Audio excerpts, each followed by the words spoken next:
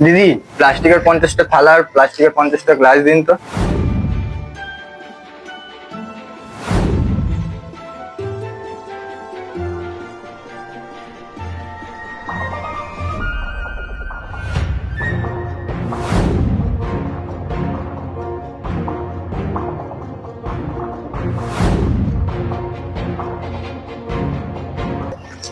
দিদি, আমার আর প্লেটগুলো লাগবে না, কাজ হয়ে গেছে, আপনি টাকাটা ফেরত দিয়ে দিন।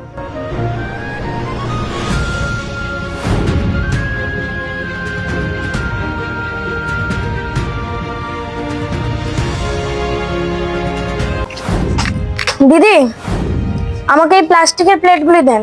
হ্যাঁ দিচ্ছি।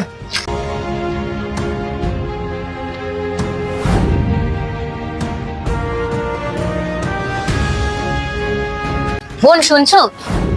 হ্যাঁ বলো। আরে বোন, তোমার সমস্যাটা কি? যখনই দেখছি তখনই তুমি আমার কাস্টমার গুলোকে সব নষ্ট করে দিচ্ছ। না দিদি, এরকম কোনো ব্যাপার না। আমি ওকে শুধু বলছিলাম যাতে এই প্লাস্টিকের থালাগুলো ফেরত দিয়ে দেয়। কেন ফেরত দেবে কেন?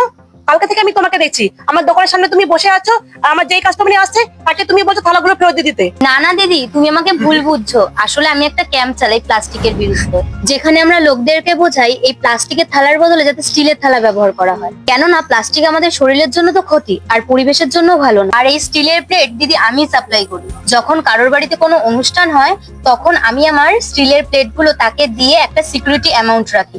আবার যখন তার বাড়িতে অনুষ্ঠান শেষ হয়ে যায় তখন আমি আমার প্লেটগুলো ফেরত নিয়ে নিই আর তাকে অ্যামাউন্ট আবার ফেরত দিয়ে দিই। আর এসব তুমি ফ্রিতেই করো?